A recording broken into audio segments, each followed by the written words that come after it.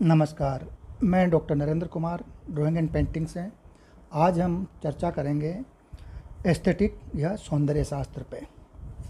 अब सौंदर्य शास्त्र क्या है? सौंदर्य शास्त्र के बारे में जैसे पश्चिम के विद्वानों की क्या राय रही है, उनका क्या नज़रिया रहा है, और भारतीय परंपरा में सौंदर्य के बारे में क्या कहा गया है। भारतीय परंपरा में, भारतीय साहित्य में, भारतीय दर्शन में सौंदर्य के बारे में क्या गया, वैसे ही पश्चिम के अंदर क्या कहा गया है, इसके एक परिचय के रूप में आज हम अध्ययन करेंगे, प्रारंभ करेंगे।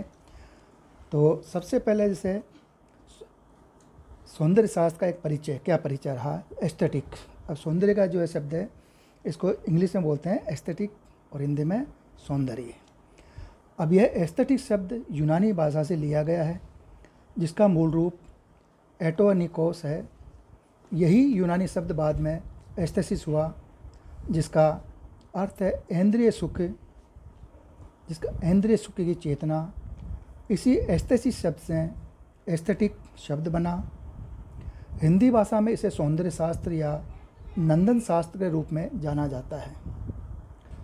सौंदर्य शास्त्र दर्शन शास्त्र की एक शाखा रही है, जिसमें कला की प्रकृति, आस्वाद या ग्रहणीयता, सौंदर्य सृजन तथा सौंदर्य प्रशंसा का विचार किया जाता है।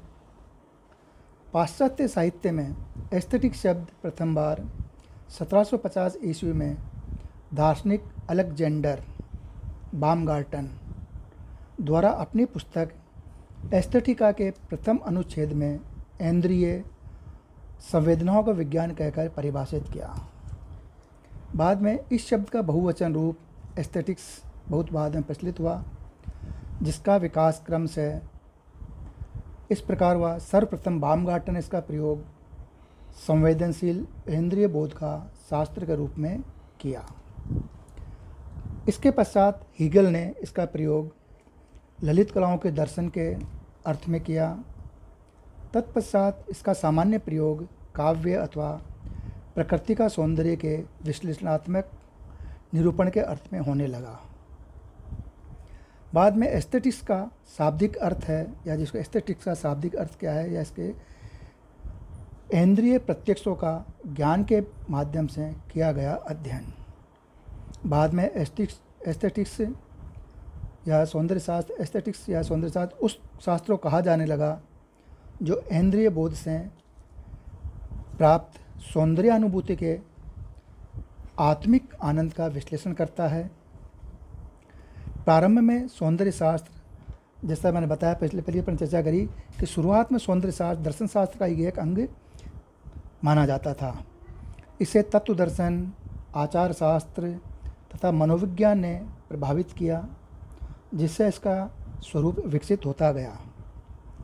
सौंदर्य शास्त्र के अंतर्गत चाक्षुष एवं श्रवण, जो हमारी महत्वपूर्ण जो इंद्रियां हैं, आँखें और कान, देखने की और सुनने की, ये जो दो महत्वपूर्ण इंद्रियां हैं, इनका विशेष महत्व रहा है। इन दोनों इंद्रिय बोधों की प्रमुखता रही है, क्योंकि समस्त इंद्रियों में से ये दोनों इंद्रियां ही सत्य के अधिक निकट मानी जाती है, क्योंकि एक के द्वारा देखना और दूसरे के द्वारा सुनना। इसके अतिरिक्त सौंदर्य शास्त्र में 3 प्रकार के सौंदर्य पर विचार किया जाता है: इंद्रिय सौंदर्य, विधानगत सौंदर्य तथा अभिव्यक्तिगत सौंदर्य। एस्थेटिक्स से हमारा तात्पर्य सुंदर के विषय में विचार या सौंदर्य दर्शन से है, जो सौंदर्य चेतना से उद्भूत है। अब सौंदर्य चेतना का अर्थ है सौंदर्य बोध, जो कि एक मन की एक विशिष्ट भावनात्मक स्थिति होती है, जो समय या युग चेतना तथा हमारे मानसिक विचारों के उतार चढ़ाव के अनुरूप सौंदर्य बोध का स्वरूप परिवर्तित होता रहता है। सौंदर्य के बोध के आधार पर ही सौंदर्य दर्शन का जन्म होता है, और दार्शनिक अनेक रचना स्थापनाओं व सौंदर्य अनुभूति की व्याख्या करते हैं। सौंदर्य शास्त्र का उद्भव, अब इसका प्रारंभिक कहाँ से माने? सर्वप्रथम सौंदर्य के बारे में जो जितने भी मिले हैं जानकारियाँ या प्राचीन मान्यता रही है, वो ग्रीक, यूनान यूनानी दार्शनिकों से इसकी शुरुआत मानी जाती है। यूनानी दार्शनिक थेलीज ने इस दिशा में प्रथम प्रयास किया, जिन्हें यूनानी दर्शन का पिता भी कहा जाता है। इसके बाद पाइथागोरस ने संतुलन पर अपने विचार व्यक्त किए। सौंदर्य पर स्पष्ट रूप से सुव्यवस्थित विवेचन सुकरात व प्लेटो से ही प्रारंभ हुआ माना जाता है, क्योंकि पाश्चात्य जगत में सर्वप्रथम सौंदर्य पर चिंतन प्राचीन यूनान के उद्भट विद्वानों द्वारा ही शुरू हुआ। प्राचीन यूनानियों ने सौंदर्य को भौतिक यथार्थता माना। संभवतः किसी भी राष्ट्र ने सत्यम शिवम सुंदरम में इतना अधिक एकात्म नहीं देखा जितना यूनानियों ने देखा। और यूनानियों की यह प्रबल धारणा थी कि प्रत्येक सत्य वस्तु मूलतः सुंदर होती है और प्रत्येक सुंदर वस्तु तत्वतः कल्याणकारी भी होती है। उनका यह दर्शन उनके मस्तिष्क की गहनता का परिचायक है। यह नितांत सत्य है कि ग्रीक सौंदर्य के प्रति सबसे अधिक संवेदनशील रहे हैं। जिन सिमेट्री एवं संतुलन का बोध उनमें स्वजन्य था, जो उनके साहित्य, कला एवं नाटकों में स्पष्ट रूप से प्रतिबिंबित हुआ। ग्रीक वास्तुकला, मूर्तिकला और काव्य कला इसके ज्वलंत उदाहरण हैं। भौतिक दृष्टि से भी देखते हैं तो यूनान के निवासी अपने अन्य समकालीनों की अपेक्षा अधिक सुंदर रहे हैं। शारीरिक व्यायाम, खेलकूद उनके व्यक्तित्व में और अधिक आकर्षण उत्पन्न कर देता था। उनमें सौंदर्य के प्रति एक प्रबल अनुराग था और जीवन के प्रत्येक क्षेत्र में वे सौंदर्य की स्तुति वंदना करने के लिए लालायित मतलब उत्सुक रहते थे। आज भी सौंदर्य प्रतियोगिताओं के समान ही प्राचीन यूनान में पुरुष और स्त्रियों में सौंदर्य प्रतियोगिताएं आयोजित हुआ करती थी और सुंदरतम व्यक्तियों को पुरस्कार प्रदान किए जाते थे। तो इस प्रकार हम देखते हैं कि जैसे प्रारंभ में शुरुआत में जो सौंदर्य के बारे में जागरूकता या जो उनमें ललक थी वो ग्रीक वासी या यूनानियों में थी। वहाँ पे कलाकारों में परस्पर स्पर्धा होती थी। उन्हें अतिशय सम्मान की दृष्टि देखा जाता था। उनकी दृष्टि में सौंदर्य का मूल आधार अरिस्टोटल के गोल्डन मीन में निहित था। कल्पना और तर्क का यूनान में अनूठा संगम हुआ था। केवल भौतिक सौंदर्य के प्रति उनके अनुराग ने ही उनकी कल्पना को प्रज्वलित नहीं किया था। उनके नेत्रों के सम्मुख यत्र तत्र सर्वत्र सौंदर्य ही सौंदर्य था, जिसकी उन्होंने हृदय से उपासना और अर्चना की। निसंदेह सौंदर्य ही उनके जीवन का सर्वोत्तम धर्म था। सौंदर्य के प्रति इतनी अधिक जागरूकता के लिए सौंदर्य विषय में दार्शनिक विवेचन करना स्वाभाविक ही है।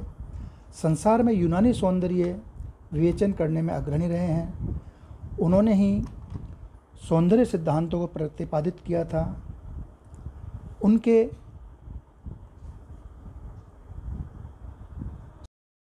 विचारधारा के में प्राचीनतम माने जाते हैं। इसके पश्चात 1750 जर्मन विद्वान अलेक्जेंडर बामगार्टन ने इसे दर्शन शास्त्र एक शाखा के रूप में स्वीकार किया तथा अपने ग्रंथ एस्थेटिका में सौंदर्य तथा कला का क्रमबद्ध विवेचन करने वाले इस सौंदर्य शास्त्र के नाम से, इसे सौंदर्य शास्त्र के नाम से संबोधित किया गया। बाद में कांट ने संवेदनाओं के दार्शनिक विवेचन को सौंदर्य शास्त्र कहा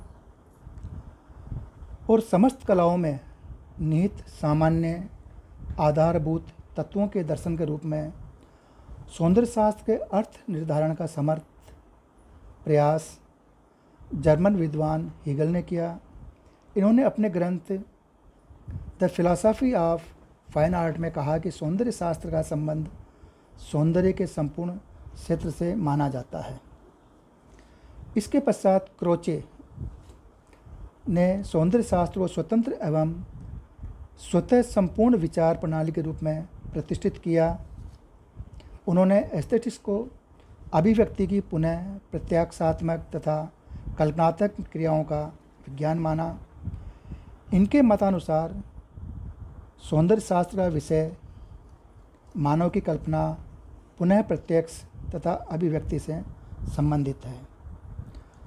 फ्रेंचनर ने सौंदर्य शास्त्र का संबंध मनोविज्ञान या प्रयोगात्मक अनुभव से जोड़कर इसे नई दिशा दी तथा प्रयोगात्मक सौंदर्य शास्त्र की स्थापना की। इस दृष्टि से सौंदर्य शास्त्र को सौंदर्य की अनुभूति या आनंद तथा कला सृजन या कलाकृति का अध्ययन करने वाला शास्त्र कहा गया। इस प्रकार एक ये प्रारंभ सौंदर्य शास्त्र की जो रचना या जो उसका प्राचीन यूनान से लेके पश्चिम के जैसे जर्मनी है आगे तक पश्चिम के विद्वानों तक इन्होंने अपने अपने विचार प्रकट करते इसका आगे विकास क्रम होता गया। इससे आगे हम पढ़ेंगे आधुनिक युग के जो विद्वान हैं उनके इसके बारे में क्या धारणा रही, ये हम अगले अध्ययन में करेंगे। धन्यवाद।